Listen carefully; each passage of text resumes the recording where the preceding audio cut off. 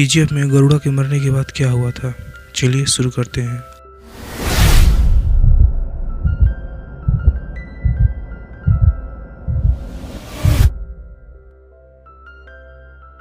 हर किसी को लगता है कि गरुड़ा के मरने के बाद उसका भाई विराट ही केजीएफ को आगे लेकर जाएगा, लेकिन ऐसा होता नहीं है।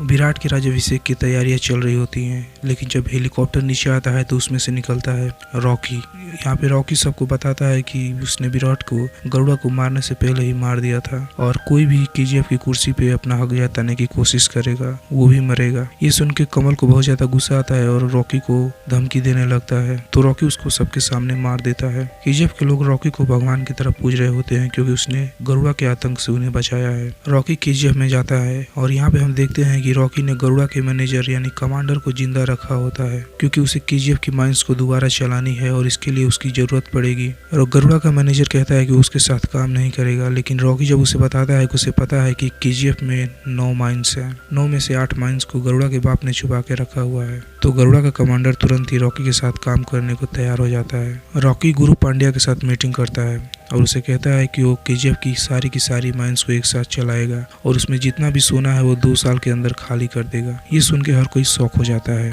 और हर कोई रॉकी के अगेंस्ट प्लानिंग करना शुरू करता है। इधर सीबीआई भी रॉकी के खिलाफ इन्वेस्टिगेशन को तेज कर देती है। राजेंद्र देसाई सेठी को कॉल करता है और कहता है कि इनायत खलील से बात करो, और इधर असेंबली में सारे एमपी मिल के गुरु पांड्या के खिलाफ हो जाते हैं ताकि रमिका पावर में आ सके। केजीएफ की एक माइंस में एक तलवार अचानक से गिरती है और हर कोई डर जाता है। तब वहाँ पे गरुड़ा का कमांडर बताता है कि यह अधीरा की तलवार है और उसने वाइकिंग्स कबीले से प्रभावित होकर खुद को इतना ज्यादा क्रूर कर दिया कि किसी को भी मारने से पहले वो एक बार भी नहीं सोचता है। उसी ने अपने भाई की ख्वाहिश पूरी करने के लिए केजीएफ को बनाया और लोगों से जबरदस्ती काम करवाया, और एक मरे हुए इंसान की तलवार को देख के लोग इतना डर रहे हैं तो तुम सोच सकते हो कि वो कितना क्रूर था। सीन चेंज होता है केजीएफ के एंट्रेंस ब्रिज पे, जहाँ पे कुछ लोग हमला करते हैं। ये लोग होते हैं अधीरा, और यहाँ पे हमको देखने को मिलता है अधीरा। यहाँ पे अधीरा के लोग हर किसी को मार देते हैं और यहीं पे हमें सुनने को मिलता है अधीरा का वो फेमस डायलॉग, तलवार चलाकर खून बहाकर जंग लड़ना।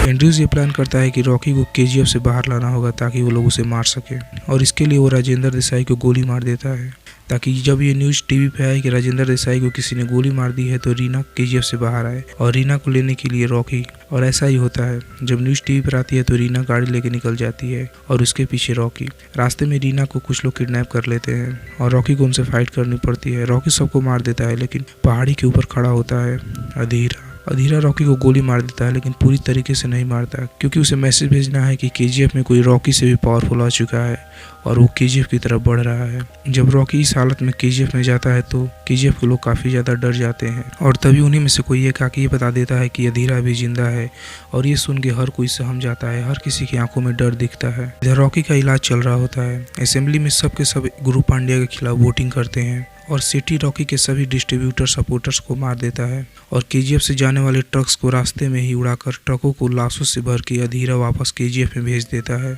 और केजीएफ में ये मैसेज आता है कि केजीएफ के सारे दरवाजे बंद कर दिए जाएं और कोई भी केजीएफ से बाहर नहीं जाएगा। केजीएफ में सिर्फ 8 दिन का राशन होता है और रॉकी अभी भी ठीक नहीं हुआ है।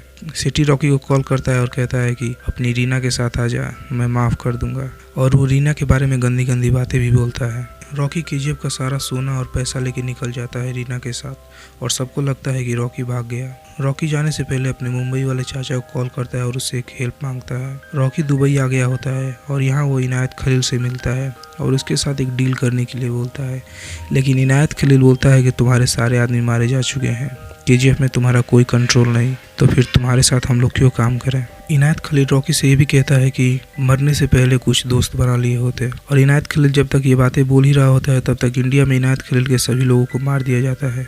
जब रॉकी ने अपने चाचा को कॉल किया था तो इसीलिए कॉल किया था कि इंडिया में जितने भी इनायत खलील के लोग हैं उन सबको मार दे, और ऐसा ही होता है। इनायत खलील को एक कॉल आता है और इसी कॉल से इनायत खलील डर जाता है और इनायत खलील रॉकी के साथ डील कर लेता है। रॉकी वापस इंडिया आता है और केजीएफ से ट्रक्स दोबारा बाहर निकलते हैं। अधीरा के लोग ट्रकों का इंतजार कर रहे होते हैं, तभी उसमें से निकलता है रॉकी।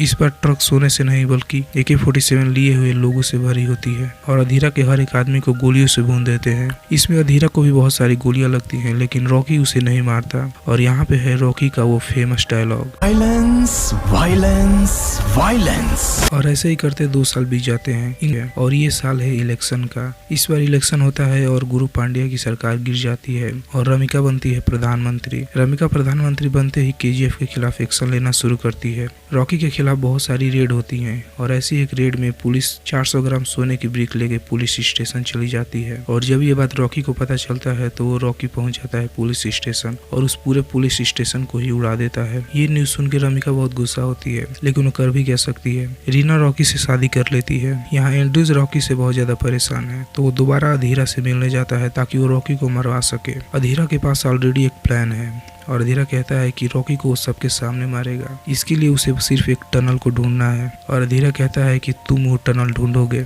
माइन नंबर 3 में काफी खुदाई हो चुकी है और उसमें से अब सोना निकलना बंद हो चुका होता है। तो KGF में काम करने वाला एक इंसान कहता है कि हमें माइन नंबर 3 को बंद कर देना चाहिए और ऐसा ही होता है। लेकिन जब ये लोग माइन नंबर 3 को बंद करते हैं तो अधीरा को एक रास्ता मिल जाता है KGF में घुसने का, क्योंकि माइन नंबर 3 को बहुत अंदर तक खोदा गया होता है और धीरे धीरे KGF के बाहर चली गई होती है, इतना खुदाई हो चुका है। फाइनली अधीरा KGF में माइन नंबर 3 के थ्रू घुस जाता है और जब रीना रॉकी को ये बता रही होती है कि वो प्रेग्नेंट है, उसी वक्त अधीरा रीना को गोली मार देता है और रीना की वहीं पे मौत हो जाती है। इस पर अधीरा का साथ देने के लिए इनायत खलील के लोग भी आए होते हैं और काफी फाइट होती है लेकिन फाइनली रॉकी अधीरा को मार देता है। लेकिन स्टोरी यहाँ पे खत्म नहीं हुई है। रॉकी कहीं जा रहा है इस पूरे गेम के मास्टरमाइंड को मारने के लिए, गुरु पांड्या। रॉकी सीधे असेंबली में जाता है और गुरु पांड्या को मार देता है। हर एक इंसिडेंट, हर एक प्लानिंग के पीछे गुरु पांड्या का ही हाथ था। उसी ने रॉकी को गरुड़ा को मारने के लिए चुना था। उसी ने खुद के खिलाफ असेंबली में वोटिंग करवाई। और यहाँ पे रमिका एक लेटर साइन करती है। एयरफोर्स नेवी हर किसी को रॉकी और उसके साम्राज्य को खत्म करने के लिए लगा देती है। रॉकी KGF का सारा सोना एक शिप पे लेके समुद्र में चला जाता है और वहाँ पे नेवी उस पर फायरिंग करती है और रॉकी के शिप को डुबा देती है और रॉकी अपने शिप के साथ डूब जाता है। इधर KGF पे एयरफोर्स बम्बार्डिंग करती है और KGF को पूरी तरह से जमीन के अंदर घुसा देती है। रॉकी ने मरने से पहले ही KGF में काम करने वाले हर एक इंसान को बाहर निकाल दिया था और उन सबके लिए घर भी बनवा दिए थे। और यहाँ पे रॉकी मरता भी है तो अपनी मर्जी से और कहानी यहाँ पे खत्म होती है। तो अगर आपको वीडियो पसंद आई हो तो हमारे चैनल को सब्सक्राइब कीजिए, इस वीडियो को लाइक कीजिए और अपने दोस्तों के साथ शेयर कीजिए। धन्यवाद।